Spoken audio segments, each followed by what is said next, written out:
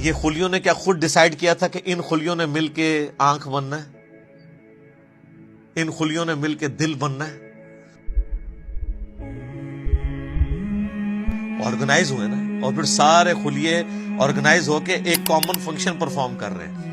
دل کا فنکشن گردے نہیں پرفارم کر سکتے، گردوں کا فنکشن آنکھیں نہیں پرفارم کر سکتی، آنکھوں کا فنکشن جو ہے وہ ہاتھ نہیں پرفارم کر سکتے۔ انسان کو تو پتہ ہی نہیں اس کے اندر کیا کچھ ہے۔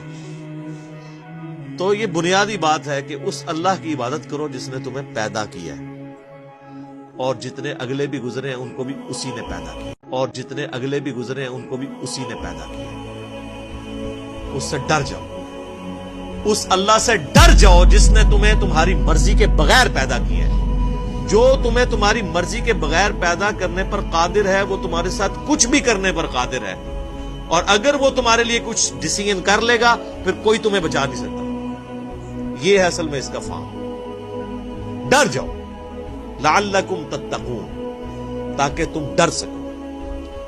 الذی جعل لکم الارض فراشا، وہی اللہ ہے جس نے اس زمین کو تمہارے لیے بچھونا بنایا ہے۔ والسماء بناء، اور آسمان کو چھت بنایا۔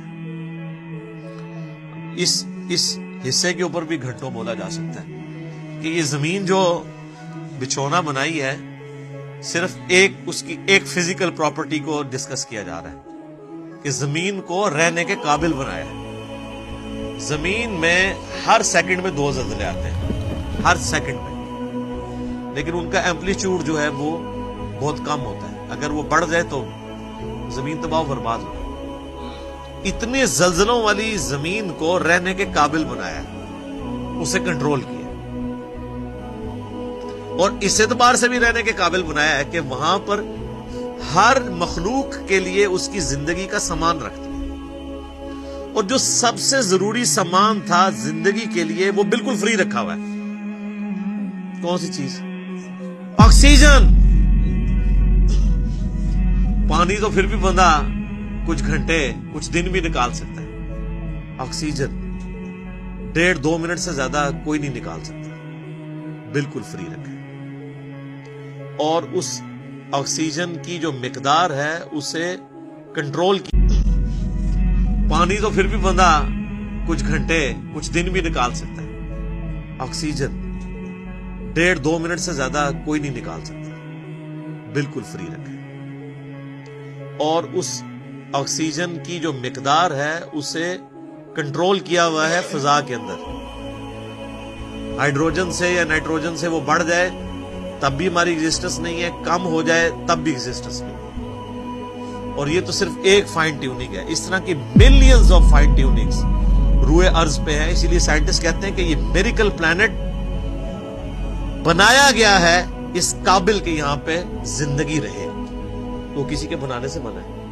اگر وہ کہتا ہے خود بخود بن گیا ہے تو پھر اس کو کوئی کاپی کر کے بنا کے بتا دے۔ جو چیز کاپی بھی نہ ہو سکتی ہو اس کے بارے میں کہنا کہ وہ خود بخود ہو گئی ہے، تو اس سے بڑی تو بے وقوفانہ سٹیٹمنٹ ہی نہیں ہو سکتی۔ جو کام کرنے سے نہ ہو سکے وہ خود بخود کیسے ہو سکتا ہے؟ خود بخود تو وہ کام ہو سکتا ہے نا کہ جو یعنی کرنے سے ہو بھی جائے۔ زمین و آسمان کی ساری مخلوقات مل کے ایک بیج نہیں بنا سکتی کہ جسے ہم مٹی میں بوئیں اور وہ 6 ارب گنا بڑا درخت بن جائے۔ لوگ تو کہتے ہیں جی مٹی کی تو کوئی قیمت ہی نہیں ہے۔ میں کہتا ہوں سونے کی کوئی قیمت ہے۔ سونے میں بیج ڈالا جائے تو وہ درخت نہیں بن سکتا۔ اگر مٹی دنیا پہ نہ ہو تو سونے کو چاٹنا ہے کسی نے، اور سونا نہ ہو تو پھر بھی دنیا چلتی رہے گی۔ یہ مٹی جو اللہ نے رکھی ہے دیکھنے کو حقیر چیز ہے، لیکن اس میں ہم بیج بوتے ہیں، اور سر وہ بیج جب نکلتا ہے اور درخت بنتا ہے، اس درخت کا سائز، اس کے پھولوں کے لگنے کی ٹائمنگ، اس کا پھل میں کنورٹ ہونا، پھلوں کے پکنے کی ٹائمنگ، پتوں کی شیپس، ان کے سائز، پھر ایک ایک پتے تک پانی کا پہنچنا زمین سے، یہ تو انسان پریشان ہو جاتا ہے۔ ایک درخت تو بہت بڑی بات ہے، ایک بیج نہیں کوئی بنا سکتا، اور کوئی یہ کہ خود بخود بن گیا، تو اس سے بڑی بے وقوفی کسی کی کیا ہو سکتی ہے؟ دنیا کا کوئی بے وقوف انسان بھی ایک بال پوائنٹ کے لیے ماننے کے لیے تیار نہیں، خود بخود بن جائے،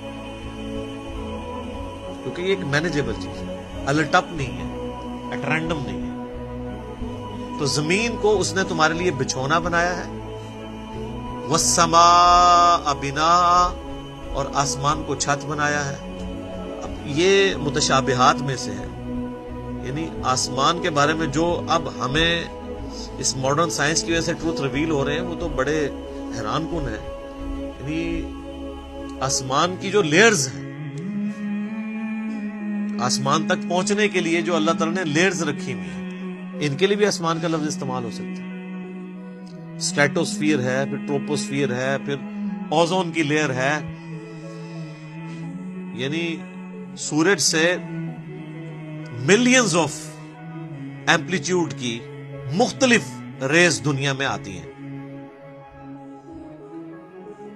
لیکن زمین کی جو ہماری رہنے کی سطح ہے اس میں سے چاند ایک پہنچتی ہے۔ 99.99% یہ آسمان کی جو لیئرز ہیں اس کی وجہ سے ریپیل ہو جاتی ہیں، کچھ ارتھ میگنیٹک فیلڈ کی وجہ سے ریپیل ہو جاتی ہے، ورنہ وہ ہارمفل ریز نیچے آ جائیں تو بیماریاں ہیں۔ یہ جو کہتے ہیں اوزون لیئر کے اوپر ایک شگاف ہے، اس کی وجہ سے سکن کینسر کا خدشہ ہے ان علاقوں میں جہاں پہ وہ ڈائریکٹ ریز آتی ہے۔ تو یہ آسمان کو ایک بڑی مضبوط چھت بنایا ہے اللہ تعالیٰ نے۔ آسمان حفاظت کا ذریعہ ہے، یہ اللہ کی قدرتیں ہیں جی، اس پہ کتنی دیر بولا جائے، میرے اس پہ کئی ایک لیکچرز ہیں، وہ آپ دیکھ لیں، ورنہ تو ٹاپک بدل جائے گا۔ وَأَنزَلَ مِنَ السَّمَاءِ مَاءً، اور آسمان سے اس نے پانی کو نازل کیا، فَأَخْرَجَ بِهِ مِنَ الثَّمَرَاتِ، پھر اس کے ذریعے پھل اگائے تمہارے لیے، رِزْقًا لَكُمْ، تمہارے رزق کے طور پہ۔ اچھا، یہ ساری باتیں بنیادی ہیں، کوئی دنیا کا انسان نہیں ہے جو کہ یہ چیزیں میری آبزرویشن میں نہیں ہیں۔ قرآن چونکہ پوری انسانیت کے لیے، لہٰذا اس میں بالکل ڈیٹم لیول کی بنیادی باتیں ڈسکس ہوں گی جو ہر بندے کے ایکسپیرینس میں، نالج میں ہوں۔ یہ جتنی باتیں آ رہی ہیں کہ تمہیں اللہ نے پیدا کیا، تم سے اگلوں کو پیدا کیا، سب کے ایکسپیرینس میں ہے۔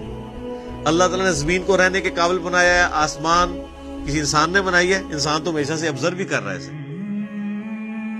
انسان تو صرف ڈسکوری کرتا ہے، اور انوینٹ بھی جو کرتا ہے وہ بھی کریشن ایکس نہیلو نہیں کرتا، عدم محض سے وجود نہیں دیتا، بلکہ اللہ کی تخلیقات کو یوز کر کے کرتا ہے۔ اگر وہ یہ ٹیبل لکڑی کا بنا رہا ہے تو لکڑی اس نے نہیں بنائی ہے، لکڑی نیچر سے ہی آئی ہوئی ہے،